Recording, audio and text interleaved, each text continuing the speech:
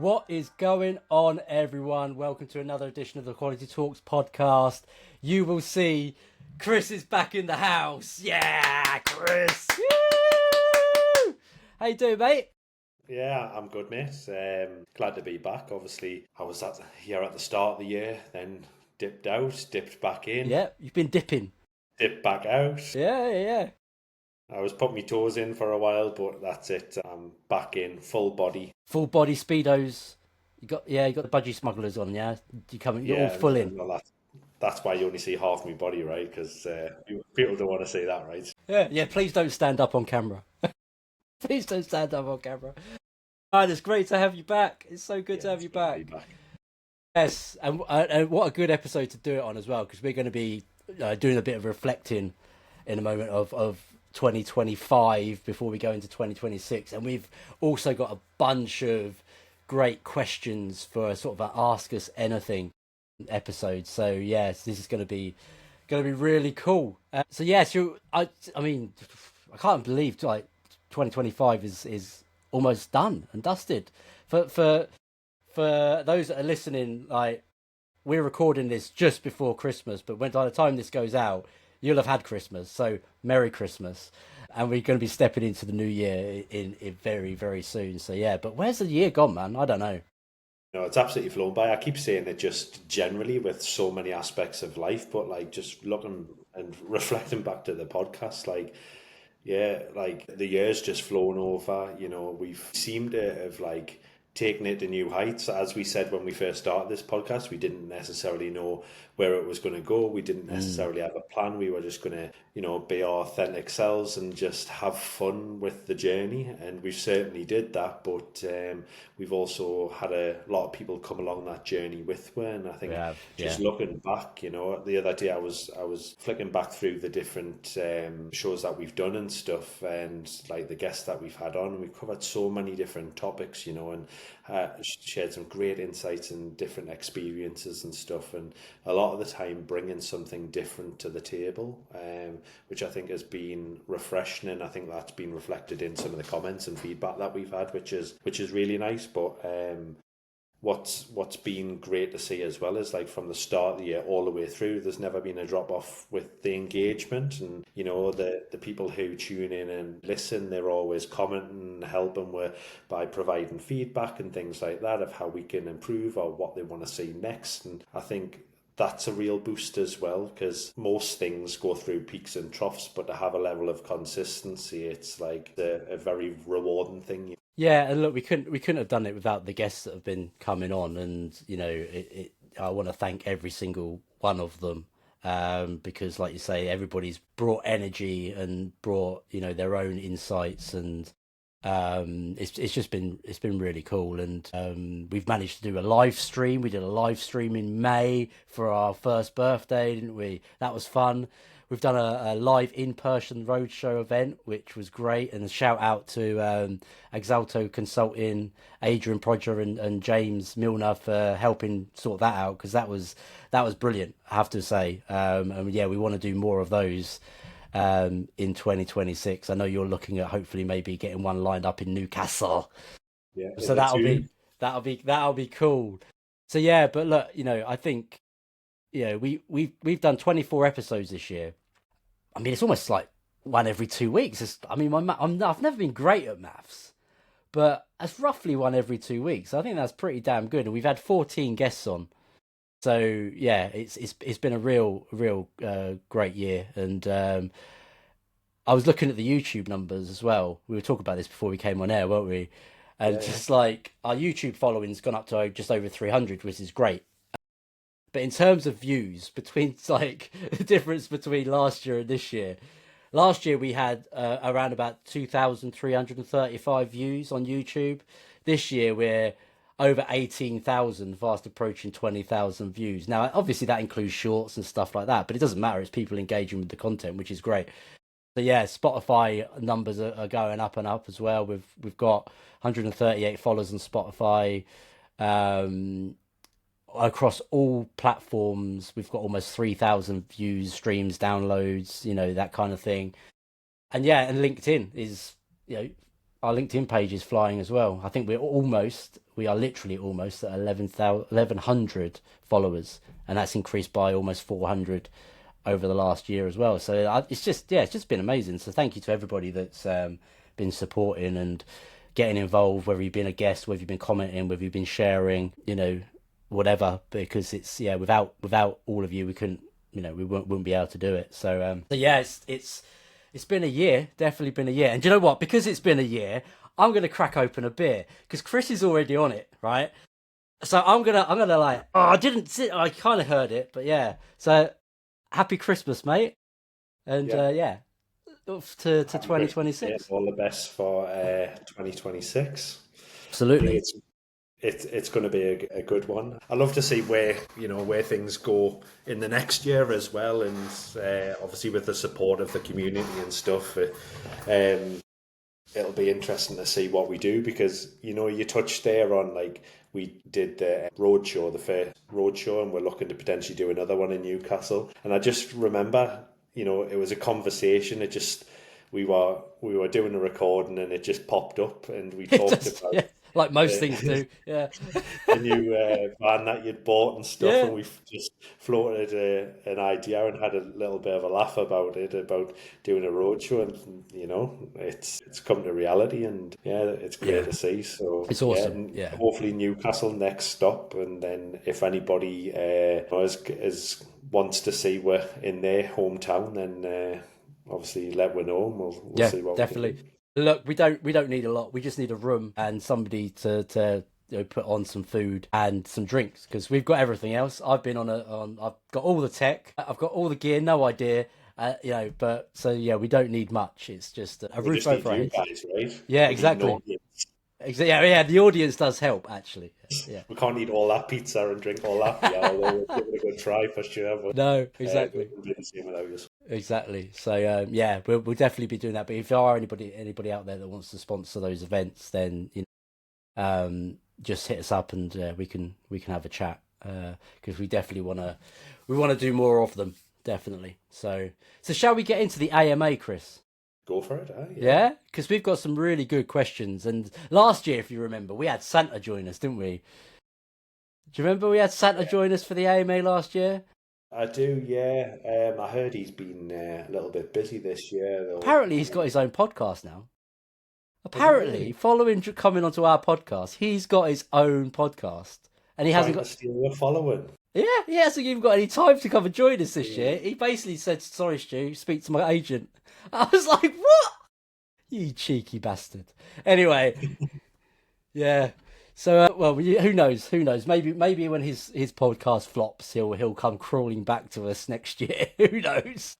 But yeah, let's jump into to the AMA. So thank you to those people that have shared some questions with us, but also a couple of hot takes as well, which we'll get into. You've got the list there, Chris, haven't you? I have, yeah. I'm gonna give you're back on the show, my friend. I'm gonna give you the honours to select the first question. Right. Put you on the spot. Yeah, because I haven't even read through these. I mean, you No, shared it with us, but I know so unprepared. I prepared the BS and I didn't really do the prep work on looking through the questions. So, we'll see how we go. But there's actually an anonymous one here. So, this person, for whatever reason, didn't want to be named. That's absolutely fine.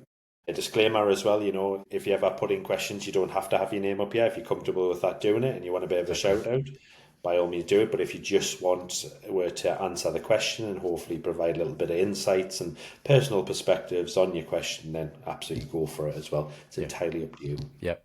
So this one is, have you ever been mentally checked out of a role, and what did you do to navigate that situation? I think that's an incredibly good question to ask, and especially at the minute because I think the way job markets are and things like that, people may be falling into times where you may be a little bit unhappy in a role and things like that, but the next opportunity might not necessarily present itself as fast as what it may have done a few years ago, and there's a different dynamic to consider. So I think that's probably one that's quite prevalent at the minute Yeah. and at the forefront of people's minds. A lot more people's probably going through it, but maybe might be a bit afraid to talk about it as well. So I don't know what your thoughts are on that, Stu. So I love the way you've just deflected that after that amazing speech. You've deflected the answer straight back to me. That's pretty good Yeah. going. I mean, It, you know, it, you've been off the show for ages, but you haven't lost your skill, have you? well, that's hosting, isn't it? I'm not. I'm used to be on the other side of this thing. What's going on, man? Oh, I'll damn it. go for it if you want. I've got some No, no, thoughts. no. First of all, it is a great question, and thank you to the person that sent it in, because the question being, have we, as in you and I, ever been in this situation? Absolutely, yes. The answer is Sometimes. a number of times over the years, but I think how I've dealt with it has changed over the years as well. So I think in previous years when this has happened to me, I've probably become more stressed about it, and maybe a little bit putting too much pressure on myself to still sort of uphold the standard that I expect from myself within a role, and this, that, and the other, whilst also then trying to think about what's next, and it just becomes all consuming, and I think that's really unhealthy. And in other times I've literally just gone the opposite way and gone, oh, I'm just going to do the absolute bare minimum here and just not. But then you've got to think about how that reflects on you, and what you don't want to do is you don't really want to burn your bridges with a company or those people that you're working with, because you don't know what the future holds. My approach to it now is dependent on the reasons why you're checked out, because everybody's different, right? And I've been having conversations with people about this exact situation recently, but the advice that I'm giving to people and the advice I have for myself is control the controllables. Focus on what you can control within your role. Do that to the best of your possible ability, but allow yourself enough headspace to be thinking about what potentially comes next, right? Because you do need to allow yourself that space, but at the same time you need to protect your brand and you need to protect you as an individual. So if you're in a leadership role and you're finding your leadership role is frustrating because you're not able to influence the changes and that you really want to, and you're not getting the buy-in, and you're just getting a lot of pushback, and it feels like you're banging your head against a brick wall, almost feels like I've been there, right? That's what I mean by control the controllables. Think about, in that situation, rather than fighting against the system, what can you control within the system that still enables you to meet your values, allow you to still influence and have it a positive impact, but you're not going after those things that are maybe more troublesome, that are really starting to cause you to disengage. So that's kind of how I generally approach things now if I find myself in that situation, especially in a leadership role, because one thing you've got to remember is you've still got a team that you're leading, right? So you've still got to come in and you've got to show what good leadership is, regardless of how you're maybe feeling about a certain situation. So that's generally how I would approach it, and it's kind of like the general advice I try and give to people, depending on the nature of their situation. Think about what you can control, really sort of double down on those things, do a really good job on those things, and maybe just ease off the things that maybe become really frustrating, and give yourself that headspace back to then think about what could be next. Yeah, I think that like it's a really good take, and I think it's important that you've just mentioned there. Like it evolves over time. I think experience tells you a lot, and this is something, as I mentioned, many people will be going through, and we've been through it, many of times, and each time looks slightly different. It does. I think for me in the past, when I've felt mentally checked out of a role, again to your point, like it was shrouded in that negativity, and you become very insular with your emotions, and you Yeah. let things maybe affect you more than what you normally would. Things around you and events that take place have more of a damning impact on you and how you're feeling and things like that, and then makes you maybe react to situations differently, and that perception that other people have of you may change because of how you're behaving and things like that. And I think what I've come to realize is that when you are faced with the situation where you feel mentally checked out of a role, it's not a bad thing. you No, know no, not at all. it's just sometimes an evolution of being in a particular role for a period of time, or not feeling challenged in a certain way, or not able to progress in the direction that you want, or to your point, like have the influence you want, and like nothing lasts forever and everything goes through peaks and troughs. And, sometimes it's just the kind of signaling that you're getting through your feelings that, it is time for change. But you can't always just like kind of throw in the towel and just find something else. You need to stick it out, and in that moment you've got to think, don't be too hard on yourself. There's going to be things, yes, that are impacting you that you might not necessarily have the enjoyment that you once did, but just acknowledge the fact that in that moment and in that job, don't necessarily see some of the things is about you. Think about how you can help other people still, because there's always that opportunity. You might be mentally checked out of that job and you might be looking for the next opportunity, but during that process, what opportunities do you still have where you can apply some of your efforts to have a positive impact on those around you? Because you don't want your thoughts and feelings about the particular situation to then impact the way that somebody else feels, and Yeah. be that kind of bad apple negative influence. How can you continue to uplift people around you and give really positive experiences? And again, like, there's nothing wrong with saying, you're a bit burnt out, or you're not necessarily feeling things and emotionally connected as you once were. That's okay, you can talk about it, but then you can reframe it and see how you're going to then shift your mindset to focus on other things. Your role might have defined like certain things that you want to do, and you might be going, well, yes, I'm a little bit checked out of that, but what other things could I potentially do while I'm here? And what things can you do that might set you up for the future? And again, like, even outside of work, it's about building a brand, right? And like how people see you and the types of things you do. And you can go you can do public speaking, blog posting, like mentoring, all of these other things to find some sort of fire in you of what you want for the next opportunity. So Yeah. it's not all a bad thing. It's just understanding that this is sometimes like a bit of a signal for closure. Yeah, absolutely. And I want to pick up on what you were saying there. Like, it can be that you'll feel like this right now, but then something will happen and you'll be re-engaged again, right? And it can go like that in a role, especially when you've been in a role for a long time. That you're never going to be sort of like level the whole time or excited, and so it's just something to be mindful of. But I think generally from experience, you do know when it's time, right? You do kind of get that feeling of when it's time.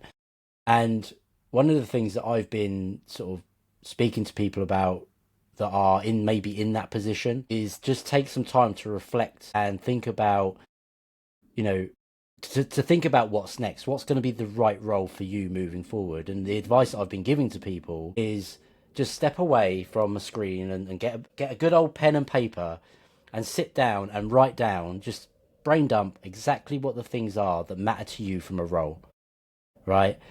So to do that and then step away from that, come back to it maybe the following day, and then break that down into the non-negotiable things, the things you absolutely must have, right? The things that then, okay, yeah, I'd like these things, but I'm willing to sort of negotiate, compromise on those certain things.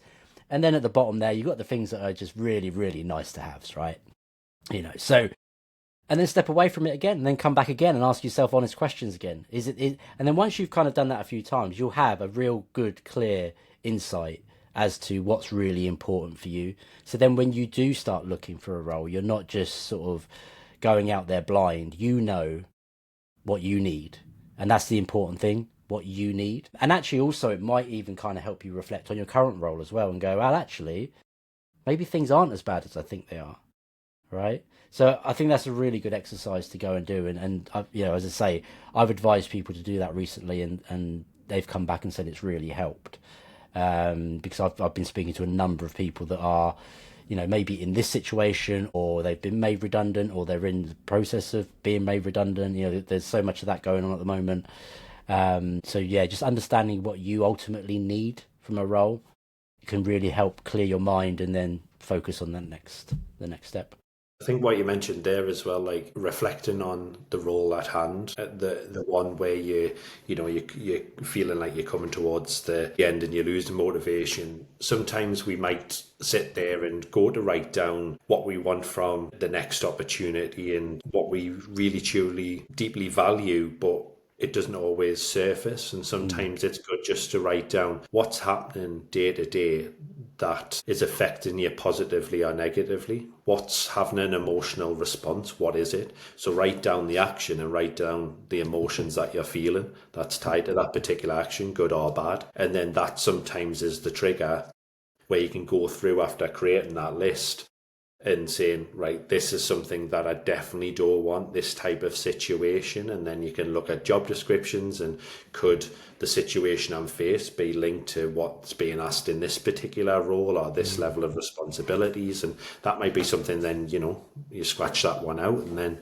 that starting gives you the building blocks to what Stu said is, building that list of things that are really important to you for that next opportunity, just so, you're fully committed when you take that next step. Yeah, absolutely. And look, if anybody out there is facing into this situation, then you can always reach out to us if you want to have a chat and stuff like that. And we're always around. So so thank you to the person that shared that question, because it is one that's resonating a lot with a lot of people right now for numerous reasons. So I do really appreciate your vulnerability with that. So yeah. Where shall we go to next? And you know what's going to happen, Chris? I'm going to throw it to you this time. I'm going to get the question and you're going to answer it. So what shall we do? Let's go with... Let's just work our way down on this one. So AJ shared a couple of questions. I'm going to pick one of them. So what's one quality practice that sounds good in theory, but you've personally found doesn't work in practice? Anything that jumps out on that one? I've been having to think about this. I don't know if I've ever come across anything where I could definitely say it just doesn't work good. Like, it doesn't work in practice, because it's all about context, right? I feel like a lot of the times we do different things and businesses take different approaches, and depending on what we're working on, we might have our general approach to quality might look very different product to product. But it doesn't mean that approach is wrong or not fit for purpose. It just all depends on that particular situation, even in terms of ways of working and stuff, some teams might be very, very heavy on, document every single test case and, have these huge regression packs and things like that. But that might work for somewhere that's, say, super highly regulated, where other teams and where it might be more faster paced and more customer focused and not kind of data centric, that it might be more about the feelings of going through an application. So exploratory testing might be a better approach and not document heavy with it when it comes to writing your test cases and things like that. So yeah, I couldn't say that there was anything in particular that I just would feel like it was a ruled out situation. I think it just purely depends on the context of what we're testing and what we're working with. But I don't know, have you seen anything? Yeah, I think definitely. I mean, we say this all the time, right? It does depend, and it's kind of becomes a broken record. But I think there's definitely certain things that maybe you wouldn't want to try in certain situations, or it just won't work in certain situations. So I've been in teams before where the concept of three amigos just wouldn't sit comfortably, because they're just not that way inclined to work that collaboratively. And it was, I tried to introduce that concept, or Triforce as Callum calls it. There's a few different names nowadays, but it's just knowing when to try these things and when not to try. And sometimes you won't always know until you give it a go. But it really does depend, because, what you could go in, and this is kind of something that me and Vern were talking about on the last episode, in terms of not getting too hung up on sort of terminology and language. But also, I think it applies to this sort of not getting too hung up on a particular practice being good or being bad. I think it's more about how do you apply it into a certain situation, and what is the problem you're trying to solve. So come at it with, we have a problem. How do we what sort of practice can we apply to that problem based on the context, based on the people we have, based on the maturity level we are at, that will help solve that or reduce the conflict or reduce the pain. So I think nothing's ever off the table, so to speak. And I think we should always have that open mind, even if you've had a bad experience with an approach or a process in the past. Don't assume it's always not going to work in another situation or another team or another organization. And that's kind of, from my perspective, that's pretty much how I will go into any new role, with that open mind of, and I talked about it on the last episode, right? I don't like the term quality gates. I just think it's too rigid and, this, that and the other. But I try not to get hung up on that. I try and understand what's the meaning behind it. What is the outcome they're trying to achieve? What's the problem they're trying to solve? Is there a different way we can come at it then? And if not, then okay, cool. I mean, terminology is terminology, right? But it's more about what is the intent behind the process, and how we then apply a variation of such process to this current situation. So yeah, so I don't think in my mind that there's anything in particular that I've personally found does just flat out not work. I think there's certain things, processes or practices that will work better in a certain context, in a certain environment than others. Just want to touch on a few, because you got me mind going with a few things that you've Always said do. there. And I think you're definitely right. It's building up that context and understanding like the value that you seek to gain by bringing in a certain quality practice. But I don't think it's about what quality practice you're bringing in. It's the fact that like you've got a team and you're wanting to bring to basically bring something in and bring about change within a team, and how you approach that, even if it is absolutely on paper the right thing to be doing, if you approach that in the wrong manner, that could ultimately turn that massive success opportunity into a big fail.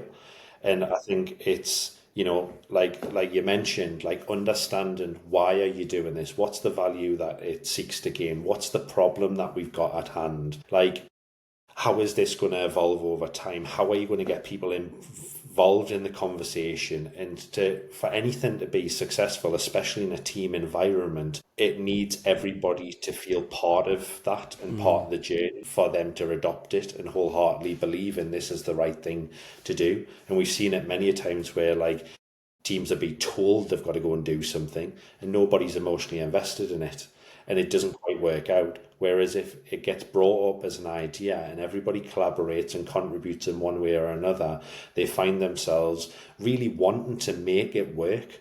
So then their approach, each individual's approach to how they're trying to bring this in and making it a success is completely different. So I think how Yeah, you approach bringing something in is the key to that, what's yeah. really going to work and what's not going to work. Yeah, so it's less about the what than it's more about the how ultimately, isn't Yeah, it? yeah, We absolutely. do see this a lot. Yeah, so hopefully that kind of gives some sort of answer to AJ's question. We're scooting around it a little bit, but I think we did all right. I think we did all right. Go on, you can grab the next one, Chris. Go on. Well, thanks again, but it's AJ again. AJ's on a Thank you, roll. AJ. Yeah, I really appreciate it. Yeah, adding in another comment forward. So it's test coverage metrics, actually vanity metrics that give false confidence. Asking for a friend. So, do you want me to? I have my Go, opinion. I have my go opinion on for it. metrics in general. And obviously, because AJ's asking for a friend, we wouldn't want to let her friend down, would we? No, of course not. So I think so. Let's talk about test coverage metrics. Test coverage metrics in isolation, I don't think add a huge amount of value. At which point they can become a bit of a vanity thing. Well, we've got 100% test coverage. Well, what does that actually mean? It's the story that sits behind it that's important. So the numbers are a bit meh, right? And it's the same for any metric. And, defect metrics, right? We've got 20 defects. And what? Right? We've got 100% automation test coverage. And what? What does it mean? It doesn't mean anything. So I think like if we're talking about metrics in isolation of information and storytelling, of what really they mean are generally a vanity thing that you can just put up on a dashboard and go, look, we've got these numbers. Great.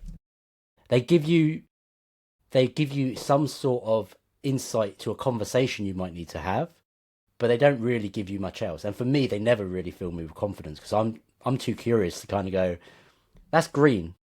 What does that mean? And I ask this question, right? Whenever I do like a session or a workshop or anything around what is quality, and we'll throw these questions around just because if you've got a green pipeline, all your tests have passed, everything, you've got no defects, does that mean you've delivered a quality product? I don't know, right? No. Because I don't know if it's actually met the needs of the customer.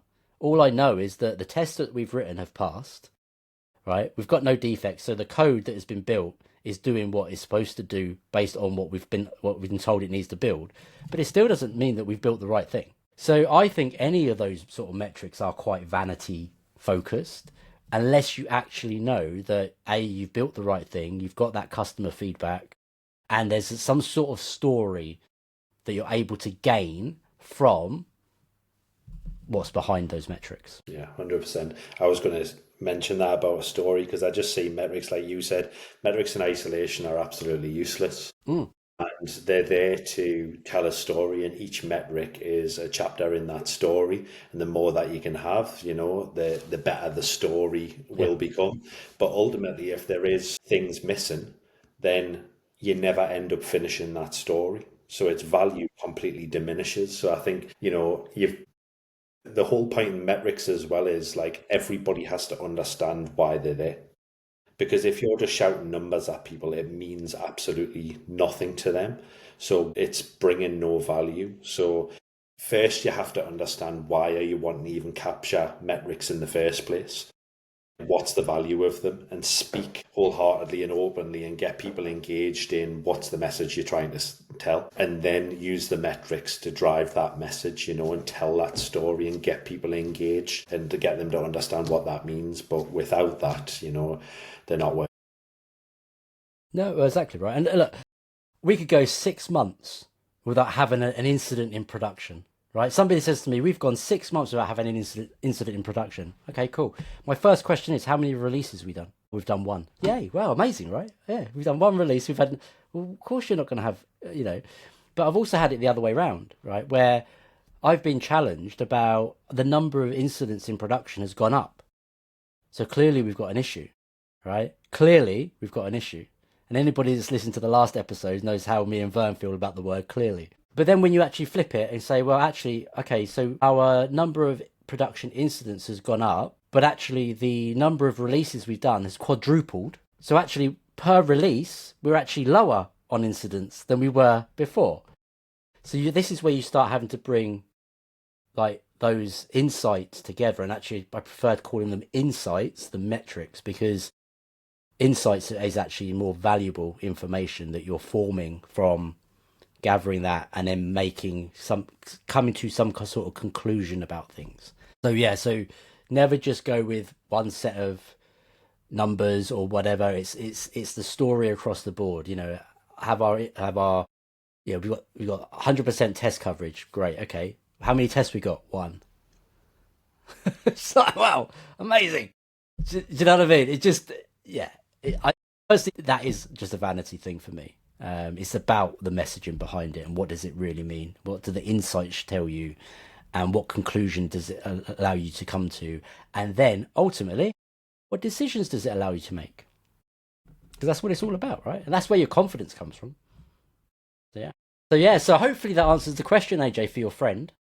Just let us know once you speak to them. Let us know if it has, and that'll be good. Cool. So let's jump down and another one. So I'm going to go with Simon. So Simon Tomes, big up Ministry of Testing. Just going to throw that out there. What are our thoughts on the following statement? AI won't be the thing that transforms our careers. Our careers will continue to be transformed by community. I agree with that, because I think community starts with individuals, right? Like a soul self, and then connection through other people. And I think, everybody's talking about how AI is going to change the face of technology in everybody's lives and things like that. But It's not. It's just the next thing that's going to be there and available. It's how we choose to react to AI.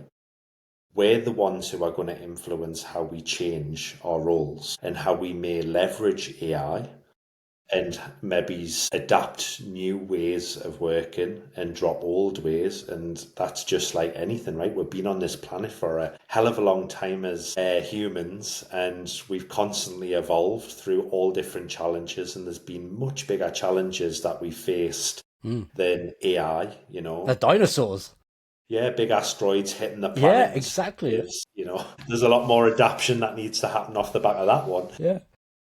So, I think there's a lot of scaremongering around AI and stuff, but I think it's just the next thing that we need to just understand. How do we change how we do things? Because we're the ones who are in control of it. Because you could continue, if everybody said, AI is there, but we're just going to continue doing the things that we've done and not necessarily use AI to our advantage, nothing changes, right? So it's not AI that changes it for us. It's whether we want to take AI on and adopt it.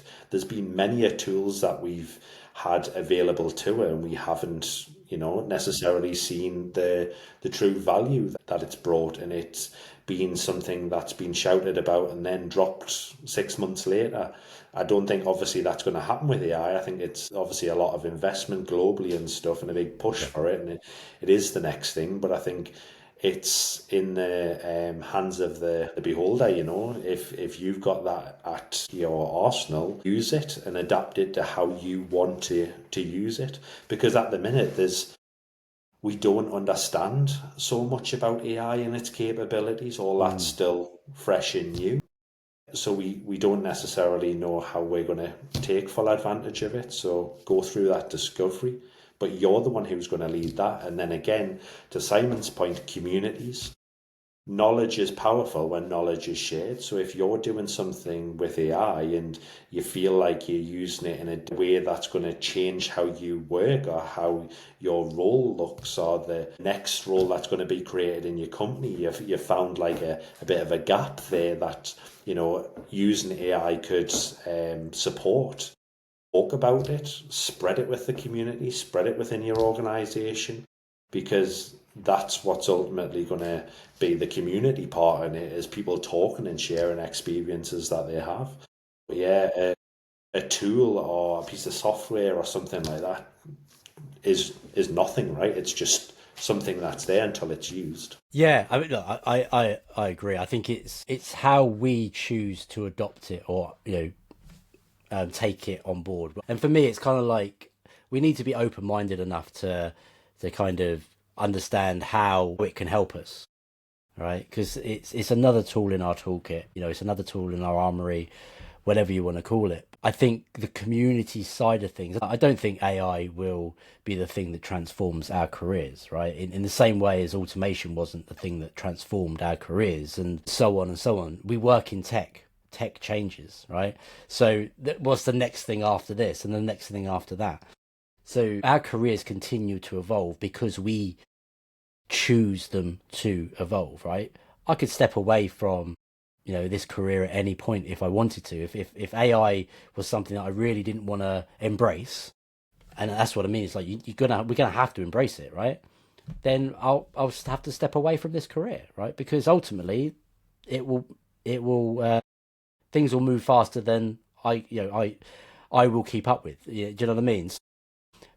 But the community side of things, which will help us determine, that will help us then actually really shape what the next steps are, right? Because to your point, if we embrace it, we don't know enough. That's where the community come in. The community shares information. They share knowledge. We can ask questions. We can support each other. And ultimately, that's what shapes our careers. Our decision to be part of community, our decisions to contribute to community, our decisions to share and learn from community, ultimately is what shapes our careers, not a piece of technology. Right? The AI gives us a different opportunity to learn something new, to maybe go in a slightly different direction if we choose to. But ultimately, it's our decision, and how we learn, and that comes through the community. So I would agree with you on that, and I think that, Simon, I think your statement there, I think is true. I think it's fact, and I think it's no different to any other piece of technology that's come before it, even though it might feel quite scary.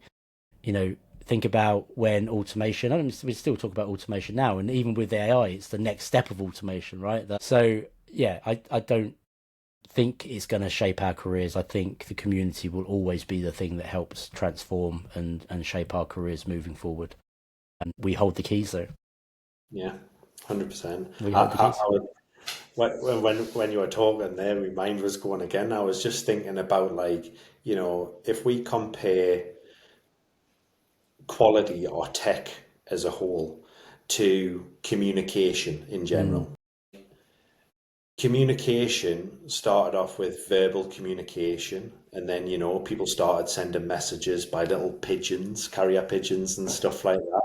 And then it evolved, and we yep. got a postal service. There might have been things in between that, right? But you know where I'm going. There's the postal service, and we'll rely on Royal Mail, and it gets that message there really, really quickly. And then, lo and behold, the internet come, and look, we've got emails, and you can get it there in seconds. And then we've got variations of that with phone calls and video calls and text messages. But did one ever replace everything else? No. Mm, Is there still people probably sending messages via carrier pigeon somewhere in the world? Yes, because there's probably a need for it at some point in some location. And again, it's about context, and it's the same with us. AI is the next thing. Will it replace all forms of automation, all forms of manual testing, all forms of communication between human beings? No, it won't. It's just something else that we can do. But also, it's down to personal preference. Like a phone call, an email, and a text message all send instantly, yet we all have different opportunities throughout the day to apply a different form of communication differently. One time we might phone somebody, but the next time we're emailing somebody, and it all depends on the context of the situation. So AI might be the fastest form to do something in the future, but it doesn't mean it's always the right thing to do either. And I think we don't know until we get there about the use cases. It's mm. like every type of software we build, right? We build something, we put it out to market, we get feedback. We're yet to have that feedback. We've got to experience it more to understand the situations and when it can be best applied. So I think, it's not necessarily a worry, it's an exciting opportunity that we want to embrace. Yeah, and then and bringing it back to the community, we can do that together, and that's, 100%. and I think that the learning that we all gain, and the failures that we have, and the fingers that we get burnt, it all comes back through the community to share and learn, and that's the biggest thing. So yeah, so I think, Simon, we absolutely are on the same page with that, and it'll be interesting to see how the next sort of 12 months shape out, and obviously, there's not a bigger community than Ministry of Testing, so I think we'll be seeing it firsthand, right? Brilliant. Thank you, Simon, for that question. Go on, Chris. I'm going to go to Emily O'Connor. So, hi, Emily. Ah, okay. How many guests would you like to have on the podcast in 2026? How As many many? as possible. Yeah, I mean, I did say, like, I've replied to this and said that's quite a tough question, and she said no. The tougher question would be, how many are you going to have? This one's just a wish, which is a Well, good comeback, to be fair. So we had 14 this year. We had 9 last year, but there was one episode where we had 3 on at the same time. So that's kind of, a little bit cheaty. So I mean, what do you reckon? I'm Including going. live events. So we're talking about live events as Well, well, right? So I know you were just about throwing in rules there, but there's no there's rules no to this, rules. right? There's no rules. Emily hasn't given us any conditions, no Ooh. acceptance criteria that we have to follow here. So I think, if we've done 14 and we did 24 podcasts, I would like, and if we're releasing on a 2 week schedule roughly, and we do 24, maybe more next year, who knows? Yeah. I'm going to say 24 guests because 24 guests, I- Chris. I'm, I'm putting it out there because we've started the roadshow. that who knows what the future holds? You never Yeah, know. we'll We get go down 10 guests the on AI each of the road journey. shows. Might be a virtual Stu and Chris, who knows, right? So there may be possibilities down the line, and I think it's always good to be ambitious and set yourself targets, that you can strive 24. towards and be challenged. And like part of this as well, it's not just us, it is about community. We wouldn't be here without other people. So if we can use this as a platform to give other people experiences, then if we could get 24 people throughout the year on talking about different topics and using this platform as a way to build their personal brand, as well as, to Simon's point, sharing information back to the community, Yeah. then I think that would be a really, really positive thing for the next year. So my target's 24. Well, 24 it is then, man. That's. I mean, I'm not going to go up. I'm going to go any higher than that because I think that's quite a it's quite a challenging target. I think you've set us there, Chris. So yeah. So there you go, Emily. So that's how many guests we would like.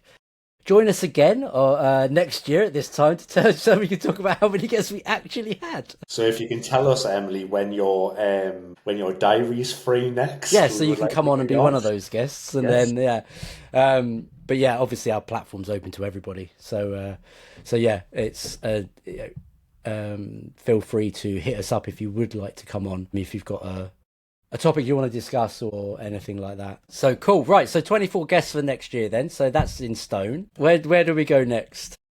I'm gonna say I'm gonna pull out Rosie, right? So Rosie Sherry, CEO, Ministry of Testing. What will be the hot theme of 2026? I mean, I'm assuming she means in our industry, not just in general. What do we think the hot theme will be in 2026? I think the first one's a boring one. I think AI is going to continue to be the hot theme. I don't think it's going to leave us anytime soon.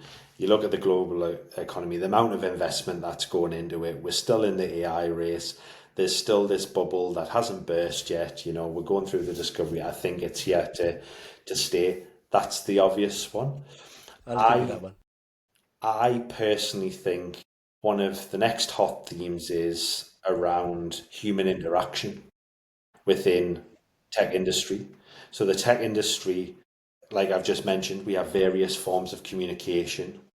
Typically, a high proportion of businesses used to be in the office with in-person interactions. People used to share on a daily basis, and a small subset of that used to be remote. COVID across the world changed how businesses operated.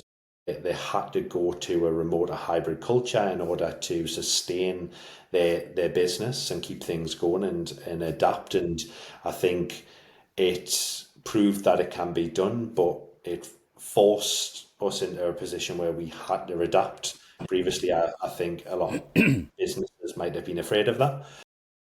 But I think we're still trying to figure things out. There is businesses trying to come back to the office on a part-time basis. There's ones full-time. There's other people going completely in the other direction of a remote. And I just don't think we've really truly found the right balance in a lot of businesses. And I think that's going to be ultimately a theme that continues, is how do we get the most of human interactions? And it's whether that is online, in person, what can we do to make the most fulfilling experiences for those people who work in companies?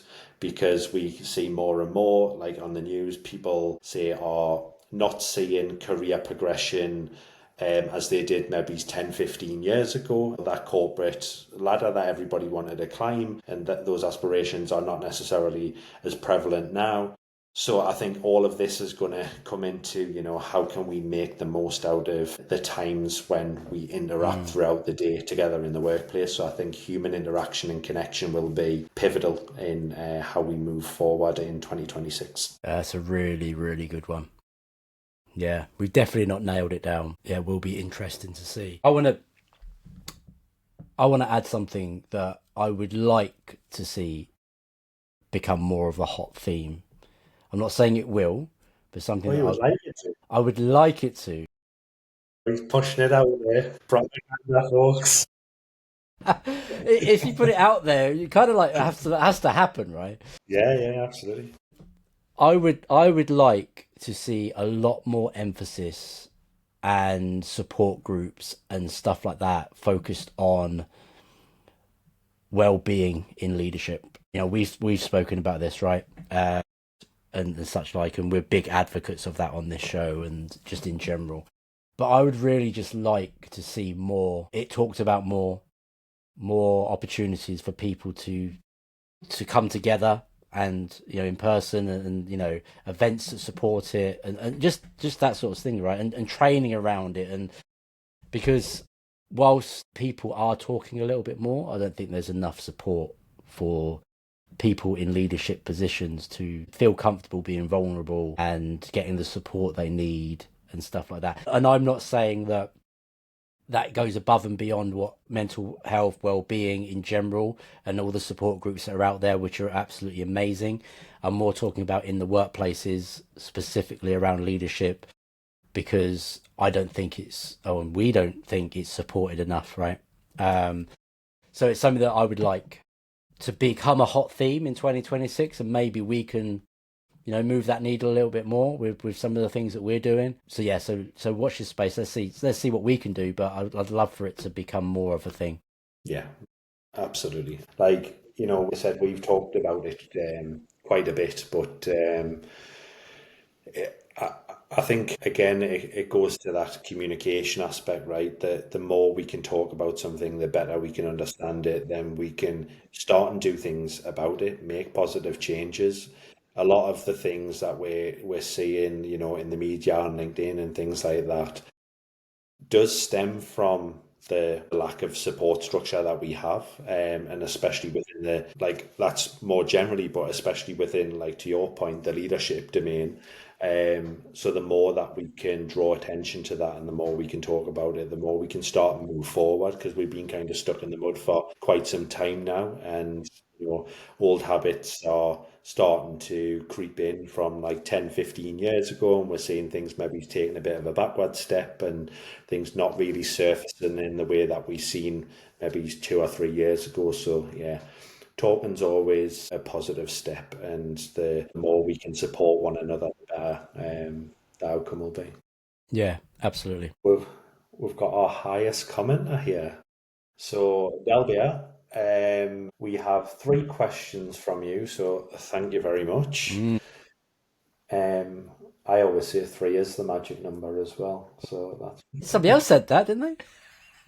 I think was it not like BBC or something years ago? I just remember an advert on the TV. Maybe somebody else can tell us, where there was a little 3 used to come on the TV, and it was like 3 is the magic number, and then it's kind of just stuck with us. So yeah, it Yeah. had an influence on my life. So now 3 is my magic number. There you Might go. have been different without that advert. But what trends do you see emerging in 2026 in the quality engineering and testing space?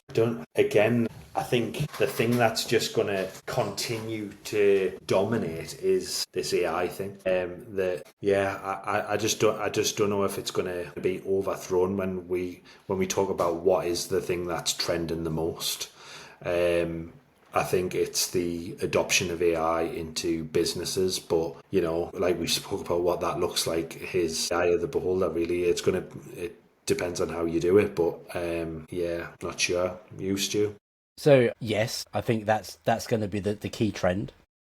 Yeah, I think how that influences what's happening in the quality engineering and testing space, I think it's going to be, again, just continuously learning and having to adapt to things as we learn more. So, obviously there's a lot of discussion around what are the skills that we're going to need to develop, and, what skills maybe are less important moving forward, what's going to be the new skills and I think that's going to be the trend. I think that continuous learning and understanding and adapting throughout the next 12, 18, 24 months is actually going to be the trend for us, because we can't just sit on our laurels and go, right, I'm going to wait till somebody tells me. yeah, It's just moving too quick, right? So the more you can do as an individual, the more we can do as a community to help everybody to learn and develop and guide, because a lot of it is just guiding people at the moment, right? Well, where do I need to focus my efforts? Because it's a big thing, right? I think that is actually what's going to be the trend. So not AI as such, but that's going to force us to be able to adapt and focus on developing new skills, and in a fairly rapid way as well. You know, so that for me is what I think the trend will be. Yeah, I think you're right. I think as well, just as you're speaking and having a bit more thought around it, like I think we over the last few years, a lot of businesses and within tech, we've been quite privileged to the fact that we have been able to venture into new experiences, proof of concepts, tool, and all of that without necessarily having to prove the value of something. And we've done a lot of like discovery work. And I think because of the global economy and how things are trending right now, and the situations with inflation and job markets and things like that, I think it's going to become a bit of a trend that we have to prove the value of everything that we do in every discipline across tech as a whole, and the sort of careless investment is going to diminish a little bit, whereas I think investment's still definitely going to be there, but we're going to have to provide an upfront reasoning what is the value, and going back to AJ's point about metrics, really understanding what we're trying to do with something and how we're going to measure the success of that, rather than just aimlessly going into something hoping that we're going to deliver value but not necessarily knowing what we're trying to achieve by doing something. I think having a really defined approach of why we're venturing into a new technology, building out a new team, things like that, I think it's going to be pivotal throughout 2026, and I think that'll be a common theme. It'll be about how do we get the most out of what we do. Yeah, and look, let's just throw out the elephant in the room, right? We're already seeing organizations putting all their eggs in the AI basket and making people redundant, right? Thinking that they can replace people in that way. We'll see how that turns out, right? But to your point, I think the key thing for me is, like, as I say, understanding how we will evolve, how we need to evolve, right? Yeah. Because the skill set does never stays the same, right? It never has done. What the skill set was in 1997, yes, 1997 people when I started, to what it is now is completely different, right? And not just the skill set, the mindset as well. So I think for me that trend keeps going, right? And I think that the understanding the value of what we're doing and trying to communicate that value of what we're doing, and but understanding where and how you can adapt to add more value is what's going to be really important. Yeah. And it kind of leads into the second part of what Dalby was asking about, like, based on those trends, what should quality professionals be focusing on in terms of learning, self-development and upskilling, right? And I think we've been touching on that, right? Obviously, there's the AI side of things, but if you're dependent on the type of role you're already in, or dependent on the type of role that you want to move into, those things are going to evolve, right? Anybody in a leadership role, from a quality perspective right now, my advice is not to become a jack of all trades, but to build a breadth of knowledge across a multitude of facets of what we do. Right, because it's not just going to be an AI thing. It's going to be an AI thing plus an automation thing plus this other thing plus this other thing plus, and from a leadership perspective, we've got to the best of our ability, be very well versed in all these different things. And I'll keep saying it, right? Being a leader in the quality space is probably one of the hardest spaces to be, because you have to have this holistic knowledge and understanding and awareness to be able to sit in a room with multiple different people from multiple different disciplines and talk to them about quality and what it means and what they need to be doing. Yeah, if you're in a leadership role, a manager role, I would say take a step back. And I had this conversation recently with somebody that I'm career coaching at the moment. Take a step back and ask yourself this question. If you were asked to go and sit in a room with experts in a particular field that you maybe are not comfortable with, what would that field be within our discipline, right? And then go and learn about that, right? Because ideally you want to be able to go in those conversations with a level of confidence, be able to ask questions and gain information and challenge and stuff like that. So if I was to say to you, Chris, right, I'm going to pull you, Chris, I want you to come into this conversation about cybersecurity, right? And I want to sit you in this room with the experts and have a conversation with them, right? If that makes you feel uncomfortable, that's probably a good area for you to go and have a think about, right? So yes, AI is going to be in there, but it's not the only thing. And AI has an impact on all these other areas. So what does AI mean to cybersecurity? What does AI mean to data? What does AI mean to automation? So that's what I would be suggesting people do, especially in positions of leadership. Those that are in sort of maybe individual contributor roles, if your primary focus is in a particular area, then obviously focus in that area and think about trying to take the same approach, right? For me, with the lens on how does AI potentially impact my knowledge base and what I need to learn and evolve to and stuff like that. So yeah, it's interesting. I think for me, I would say if I could offer some advice for people going into 2026, it would be don't focus all your time on just learning about tech. Learn about human communication and learn to be a really, really effective communicator. So to Stu's point, being put in a room with a load of specialists who you know nothing about their area or field, it's going to induce a lot of anxiety. What would you do in that situation? Know how to ask really, really powerful questions. Know how to start from zero.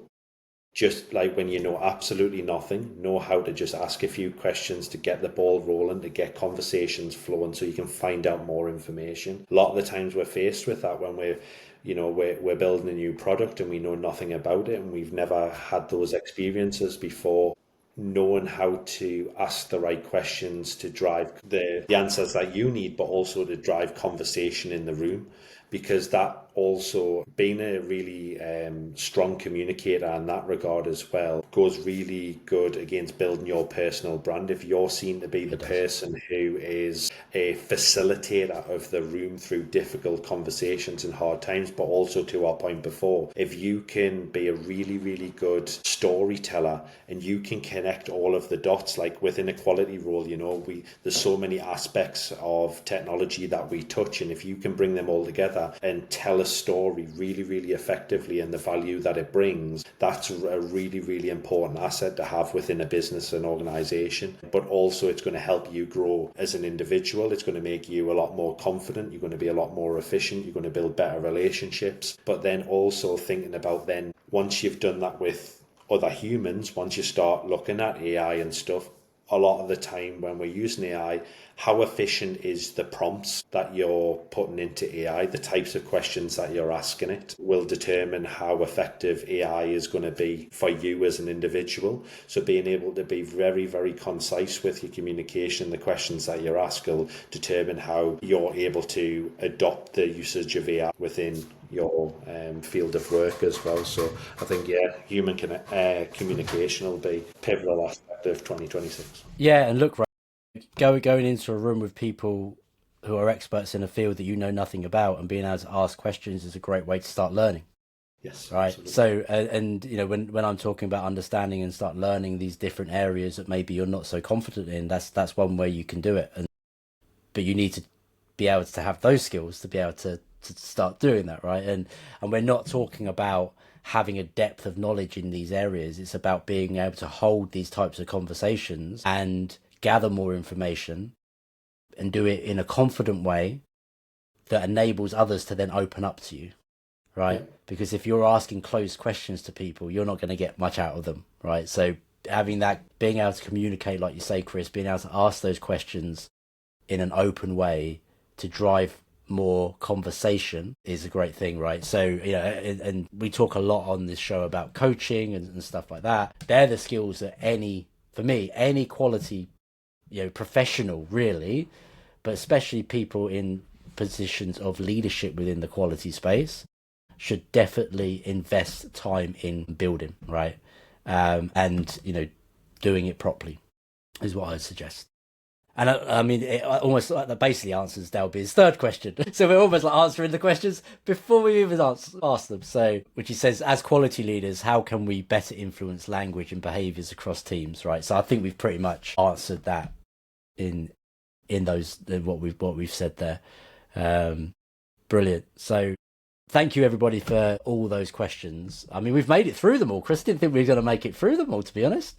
We made them through them all. We survived. We always appreciate it as well, Yeah. you know. Like I said, the engagement that we've had throughout the whole years, you know, it's been fantastic. And to finish off the year with some really, really, you know, there's some powerful questions there, and hopefully that shared some of our insights and you found that useful and stuff. But thank you very much to everybody who's contributed in one way or another. Was a like, a message, you know, you've joined us for conversation, you've attended the live events and stuff. We owe a lot to use for supporting us, and we look forward to what 2026 holds with us and the Quality Talks community. Yes, and those 24 guests that we're now committed to getting on the show. So start signing people up is what I say. Call centre. Chris is opening tomorrow. I'll be Yeah, Chris's number is 07. No, thank you everybody. As Chris says, we really appreciate the support, and we can't do it without you all. So hopefully, you know, as we move into 2026, we'll be able to continue dropping more and more content in different formats, right? We're talking about more blogs, newsletters, all that sort of stuff. There will be more of that coming, and we're trying to mix it up a bit as well. Mate, it's been brilliant to have you back. That's good to be back, mate. Great way to wrap up the year. And that's it. I mean, we're done. We're done for 2025. What 2026 has to offer, who knows, but we know it's going to be even bigger, right? We said 2025 would be bigger. It has been. Watch this space. We're looking forward to 2026. But that's it. That's it for another episode of the Quality Talks podcast. That's it for the year. Where has the time gone? Thank you to everybody that's contributed in some way, shape or form. We really do hope that you continue to do so. As always, tell your friends, tell your family, tell your neighbours, tell the stranger in the street, you know, anybody really, right, Chris? We ain't proud, right? Just anybody. Just tell them how amazing we are. And join us next time in 2026 for another episode of the Quality Talks podcast.